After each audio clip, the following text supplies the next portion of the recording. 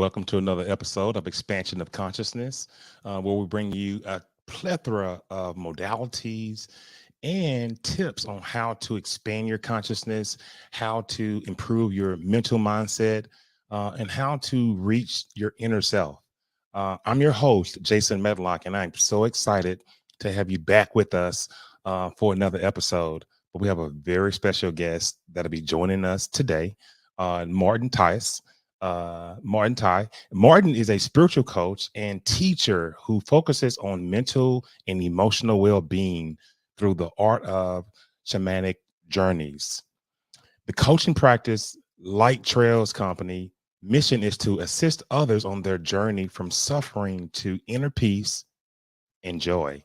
Martin lives in Germany, Norway, and Hawaii, and is in the process of building a decentralized network of nonprofit organizations that aim to build low interest barrier refuges for people to find healing and regeneration.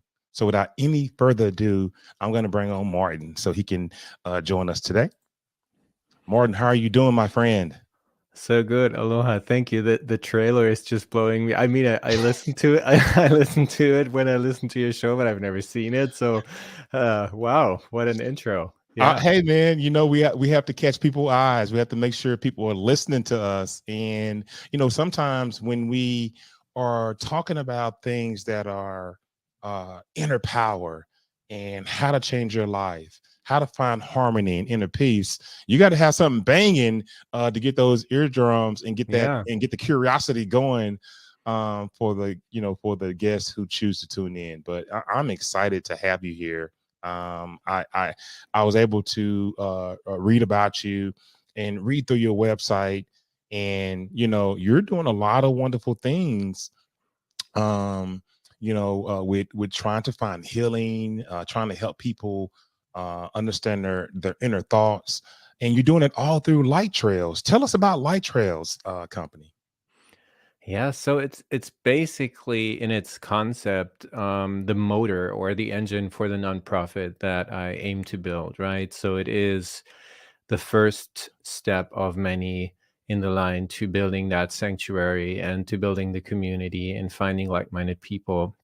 And Light Trails is basically the CO can mean company, but I found out so many different words. It could be coaching, it could be coffee, because I've been foraging or just diving into coffee growing and roasting and all this, because the sanctuary in Hawaii could be creating revenue through coffee, right? And so the co is collaboration, collective, whatever. There's so many co's there. So Light Trails Co is just my way of bringing all my talents and all the things that I wish to create. And like I said, it's just one way of connecting to the right people and then to bringing it further with the nonprofit, which is somewhere down the line, right? It is just like a life project, I would say. Now, Martin, you are a spiritual teacher by all right. You've studied a number of different modalities, but what makes the shamanic journey, what makes it a journey? Why'd you go in that direction? I would say oftentimes on the spiritual journey, sometimes I would say we come to this place where the spiritual teacher would say, just accept the current moment, accept what is, accept the emotion or whatever we are currently struggling with. And what I found, the shamanic journeys help me as a stepping stone or as a bridge to really accept through going into these certain situations that we experienced or into certain energies, and to really be able to grasp it a little more in order to let it go, if that makes sense. Yes, so it was a very palpable way for me, a hands-on way and a practical tool, in addition to being based on the medicine wheel, which is a Native American concept of holistic, kind of like a holistic wheel where we can see all these aspects, spiritual, mental, physical, and emotional, all being one, and to balance them with this medicine wheel in the shamanic journey. So for me, it was always a very practical way that helped me in a very disturbed emotional state. I came from disturbed emotions. I didn't have any body issues or spiritual issues that I needed to kind of go through, or my mind. It was more to calming down my mind a little bit, but the emotions were always a little bit too hard for me to handle. So I found an approach through that. And that is why I feel the journey in itself is so beautiful, because we are on an outer journey, but we're also through these shamanic journeys, we can look inside, it becomes this picture that we slowly unravel, and which starts to make sense. And you use these journeys to heal things that are going on in your life. If you were to give advice on someone who wanted to take some type of shamanic journey, or um, learn the shamanic ways, what would that be? Yeah, and I think you're both right. It is learning um learning about my inner landscapes and my inner ways of being a human being or a spiritual being, having this human experience, but also through that inner connection, the shamanic aspect is that we learn to appreciate nature, learn to appreciate human beings, relationships, and it is that through that inner, I mean, it is a common path in spirituality, and it is just a different roadway, I would say. Some people have found other ways. I have found this shamanic, more natural, connecting to nature, connecting to life through these inner experiences and becoming more whole and healing, like you said. Yeah. So, obviously, you deal with a lot of different energies, during the shamanic experience. Totem is one of the animal energies that you speak about. And I guess my question is, what is totem animal, and how does that interact with, what you do, or what you do in your coaching technique? Yeah, so the totem animal in itself is a representation of our potential in animal form. It makes it a little bit more easy for us to see this is a representation of me in animal form, and I can have it by my side in a shamanic journey. So it's pure potential and its power, and kind of like a very, very benevolent sidekick on our Okay. side. But on the other hand, we can learn it's a little bit about like astrology or any kind of numerology, any kind of system where we can learn, if we know how to read the system, we can learn about ourselves. I can look at my totem animal and can see how does it behave in nature. Is it a herd animal? Is it a prey, animal of prey? Is it an animal that lives in the water? What conditions does it need to be well? And who are enemies? What does it eat? All these things. And if I can understand the system, I can learn about myself and what conditions I need in order to thrive and to live closer to my full potential. And So, yeah, mhm. no, because you had the question about the program or my coaching. The totem animal is, I I go through a holistic system in 16 weeks, and the four weeks that started off, we learn all the tools that we need for the remaining 12 weeks. Right. Yes. And Yes. so the totem animal is one of the very, very important aspects. So in the learning phase of that program, my clients will get to know their totem animal, because for the remainder of the journey with me, they can use and will need their totem animal. Because the first question that we usually ask in all the following journeys is, we meet our totem animal and we ask, is there something you need from me? And is there something you have for me? And this is basic an inquiry into ourselves. What it is it that I need right now? And what is something that I can give in order to be whole or close to my potential today? Yeah, and I'm sure that your students experience. You've shown them how to move their consciousness, or move their being to a certain level in meditation or quiet time, to even reach those depths, to be able to ask those questions. Yeah, and I think that is also another part of the uniqueness of the shamanic journey, that while the client is laying down, I'm drumming the drum, and the drum is this Mhm. conveyor of the energy. I'm just holding that space, and the drum is helping them to connect to that deeper, I don't know what kind of brainwave state they reach at, but it is helping at least to connect with that deep sense of self and the collective subconscious in order to be able to ask these questions. I would think they would be at the theta brainwave state. Yeah.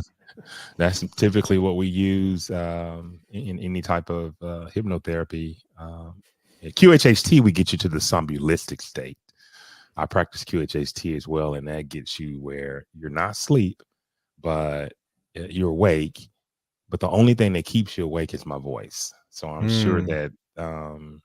that this is a very, very brilliant experience. Hmm. Your vision, um, you have a vision on creating sanctuaries in Hawaii.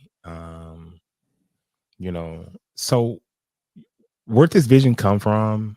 And why do you intend to do it in Hawaii?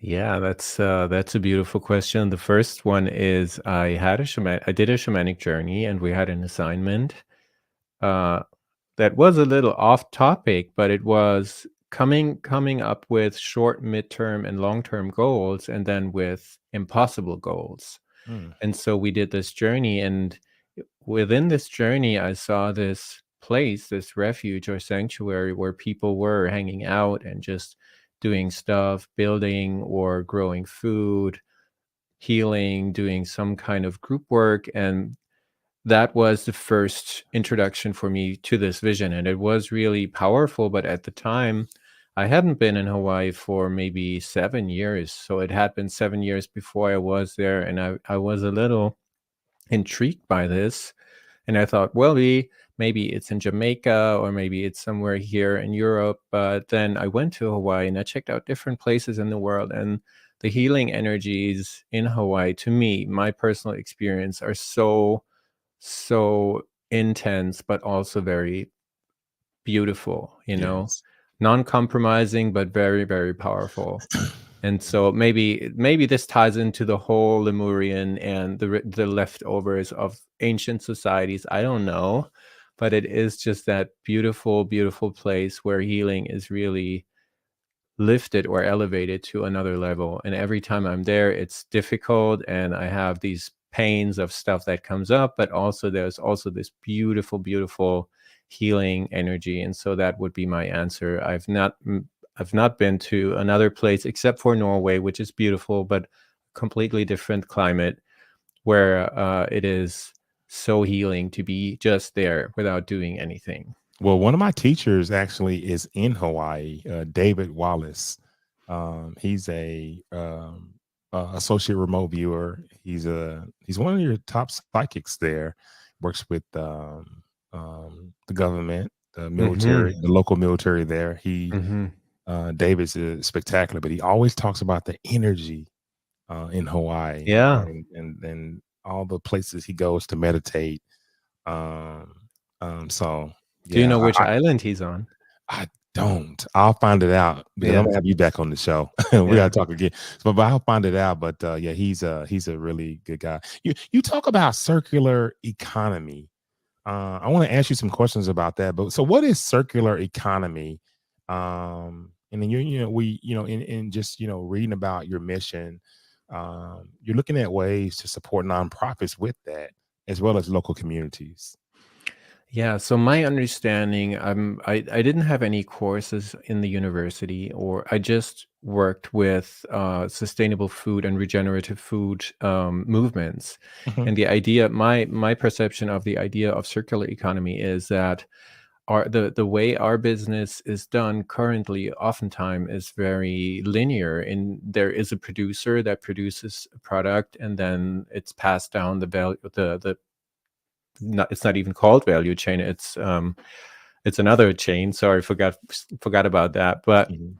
um, the difference is that money is produced, and it goes only forward to the end, where there's a gain for some small amount of people. And in circular economy, you turn that profit, when it's done, when it's made, back to the origins, where you strengthen the culture or the environment, that the whole aspect, everywhere where the money is touched, in a way, there's value and benefit created. But also you make sure that it goes back to those production origins, because oftentimes when we look at agriculture, the places where food is grown are the ones that can barely live off of it, and the communities are struggling, and the people are struggling, environment is struggling, and you just want to make sure that it comes back and strengthens everyone who is involved in this creation process, thereby that circle,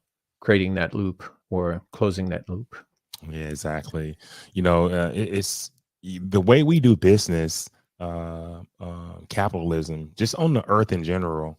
And I was looking at a few different outlets that talk on Gaia, one of my favorite channels. And they Mm-hmm. talk about the economy of the earth and the way it's set up versus other worlds that are out there and the way that they trade.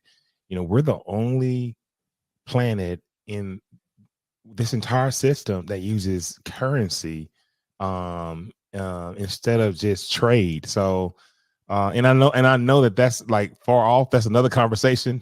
Mm-hmm. But having a circular economy is that's a wonderful concept. And we should really really look at strengthening things like that. you know there are people out there, and I want to ask you this, Martin, um that have no purpose, or and no meaning, and these could be people that are doing well in life. Mm-hmm. But what would you say to those type of people that have no purpose or meaning, and they don't know how to start and don't know where to look? I know that's a tough place. I don't know how you see that. I feel every time I speak with people who are completely lost and don't Mhm. know what is my purpose, what am I doing here, that is a really tough spot, because we have to just get going. That is my perspective, to just start. If I have that intention of, I want to find out my purpose, I want to know why Right. I'm here, then that intent is so important. But it needs to take some kind of pain, some kind of suffering, until we realize what I'm doing is completely meaningless. I'm working in a 9 to 5 job that I hate, and I just create money, which is insubstantial, just over exaggerating. And so, to really be intent on this journey aspect again, I'm intent on finding my purpose, and I'm willing to try stuff out, go to retreats, or maybe journey the world, or Read books. read book, whatever it is that is calling. If I go through, like, that intuition is really, really, I don't know if feeble is the right word, but it's really a small voice that we have when we start out on this journey.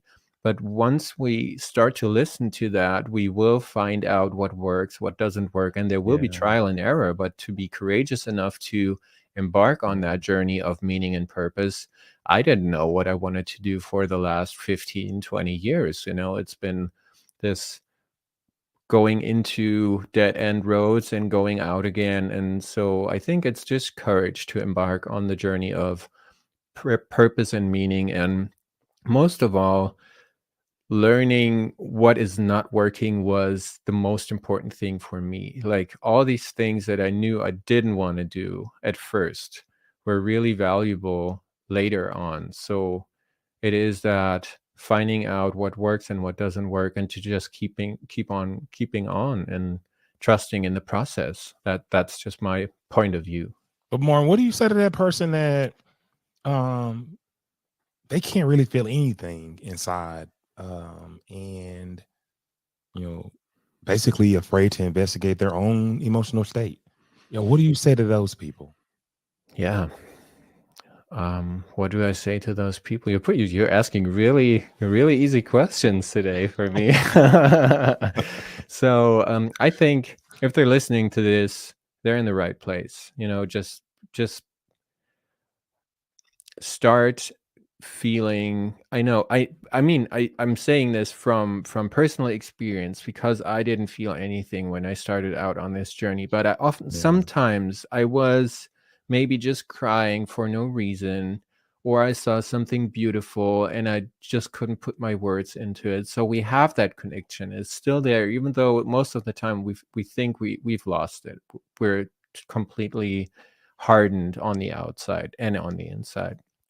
But to the extent that we're able to feel something whenever it's there, to just Yeah.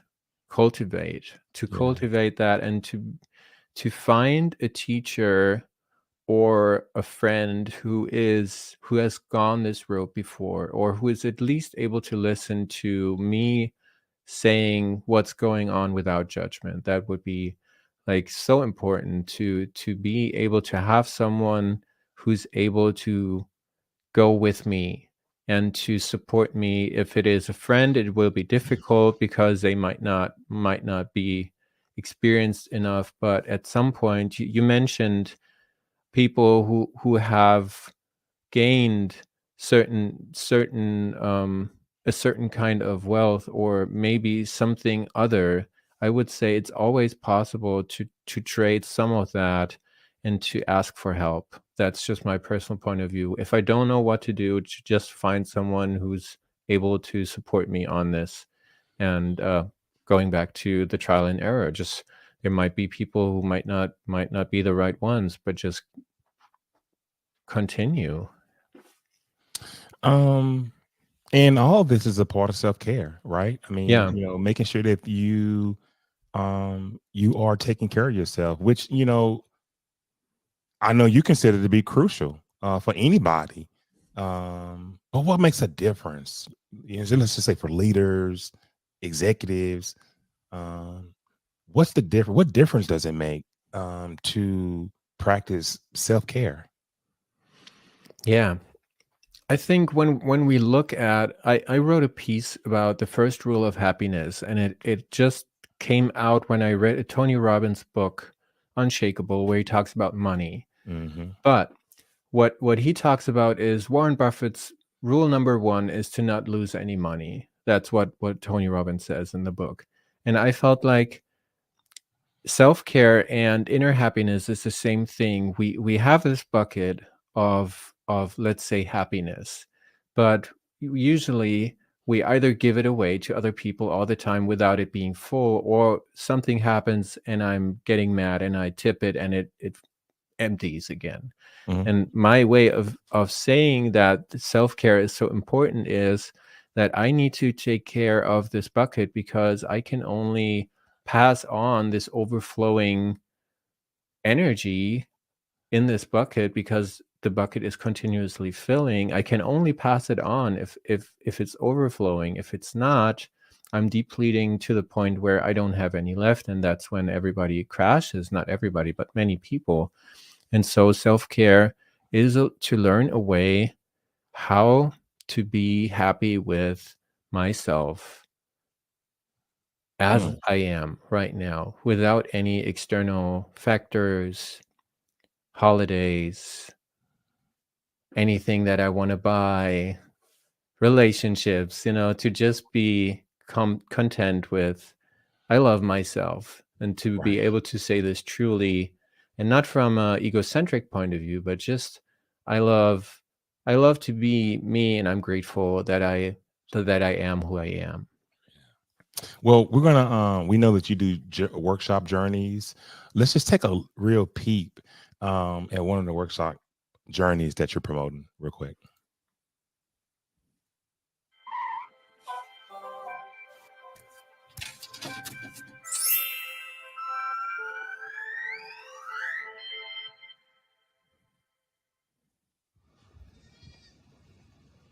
Aloha, everyone. There's a goat. There's a goat here. Um, I wanted to talk about the workshop that we're doing, and it is a 4-hour workshop, and it will be held digitally on Zoom. So only that you don't have to go anywhere. You can be from home or wherever you feel you can do this workshop. It is 4 hours, and what will be covered? It will be a workshop where you get to share your dreams and your visions and talk about where you are in the process of creating those. And then we will do two shamanic journeys, two small ones. And those are the tree of abundance. We will look at your tree of abundance, and you will get to look at that and journey around that. And then we will look also at the tree of healing. And even though those are two tree journeys, it is a great first step in order to get in touch with a shamanic journey, and also to see where am I at right now, what is going on in my life, what is bringing healing, and how is my abundance tree looking like, and how can I learn from that in order to co-create my dreams, right? And so one of the special features of the workshop is that everybody will get to share their journey and relate to the group what happened and how they experienced what, and we will all learn from that. And the great thing about the circle is we are learning from the community. So everybody learns from everyone, and we get in touch with people who are also on the path of creation, co-creation, manifesting. You get in touch with a community of people who are like-minded. I think that's a great thing. And it is free. Everybody can enroll in the workshop.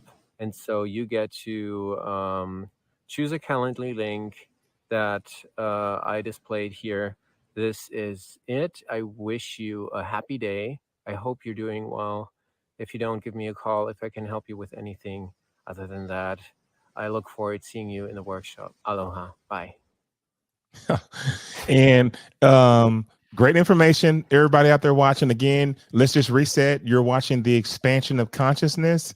I'm Jason Medlock, and my guest is Martin Tai, and his business is Light Trails, www.lighttrails.co, www.lighttrails.co. Martin, talk to us about that workshop, and when is the next one coming up? Yeah, so the next one coming up is in March. I haven't looked at the date. It's the first Friday in March. I don't know if this show is going to be released by then, or do you want me to go into the next one? No. You'll be up by. I don't know when your next. I don't know when your next. Just tell the people when it's going to be. Yeah, so I would say the beginning of March, first Friday in March, it will be in the evening in European Central Time, and usually in the morning and afternoon in the United States. So mornings for Pacific Time and afternoon in on the East Coast. And so the workshop is so beautiful because, like I mentioned, it is that group effect that is most important, where I always, when I'm a participant in these journeys, I mean, you're sitting there and you're listening to other people's journeys. And in the beginning, when you start off, you might ask, why should I listen to that person who's just talking about something else, which doesn't apply to me? And then 3 weeks later, I'm in a situation where I remember, oh my God, this is almost literally the same situation I'm in right now. And I have this gift of the journey that the person related to me in the circle. And so I have this benefit of already having heard how they went through their situation. And it's just a suggestion, and I can use that, Yeah. And Any as a, Go ahead. I just wanted to say those tree journeys are, in quotation marks, beginner journeys, because a tree is a beautiful part of nature, but it is not an animal, it is not a person. So sometimes people are afraid, what if it doesn't work for me? I mean, you probably know that question. If someone approaches, I don't know if I'm fit to do that, or if this works for me. So the tree journeys are usually really beautiful journeys where that fear of not being able to do it are very low. And that's why I chose those two tree journeys. Any role models that inspire you, Martin? You are a very brilliant guy, and I know someone's behind that. There's multiple people, actually. But my mentor, who I continuously learn from, the Shamanic Journey mentor, who's teaching and helping me in her supervision or my supervision. And her name is Astrid. She lives in Germany here. And other than that, I have really so many beautiful spiritual teachers I listen to on a regular basis: Eckhart Tolle, Alan Watts, Jesus Christ, uh, Dr. Wayne Dyer, Pema Chodron, and Ram Dass, to just Ramdas. name a few. Yeah. Ramdas. Okay, a 25-year-old Martin, what would you say to yourself right now? I would say follow your heart, All right. just let go of any notion to fulfill other people's expectations, because that was the time when I studied sports economy in the university. And at the time I was really struggling with the capitalistic models I was learning and all these kind of really money-based systems, and I didn't really want to go through with it, but I did it in order to please others. And at the time, if I would have listened to my inner guidance, I would have probably just done something slightly different, or completely different. I don't know, because I didn't do it. But I would say follow your heart, let go of expectations of other people, and trust in the process, like I said before. The infamous inner guidance. Yeah. We tend to not follow it. And you know how I really learned to, I mean, really, really, really understood what my inner guidance was and really learned how to follow it was all through meditation and all through learning how to remote view. Because when you learn how to remote view, you have to separate the conscious mind and the unconscious mind and know which one is giving you information. Mm-hmm. The only way you can do that is to have a sense of peace within yourself and understand how to get to a depth of transcendence in meditation. So that inner mind and listening to it, and especially when we're young, is a very hard thing to do, but it can be. Yeah. Yes, absolutely. Beautiful. I mean, that I'm interested. Did you cook, or are you into being a chef in the kitchen? I am, and I used to cook as a vegan chef, and Oh gosh. I'm still cooking for myself. So the issue is, if you're on some kind of special diet, it is really hard to find restaurants. So the being lazy just Yeah. drops away from necessity. Like where I'm at right now, it's really really really hard to eat something except fries, which has not any animal products in it. So yes, I did cook as a vegan chef, but I also cook for myself. I like to ask a lot of my guests this: if you could travel back in time only Yeah, once, where would you go? I would go to a festival, actually.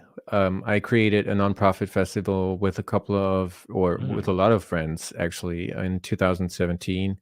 And that was the most beautiful experience I ever had. The festival itself, the connection with the people, the music. Like, I was also DJing at that festival, so it was so so many things I would love to relive one more time. So that was definitely that time, you know.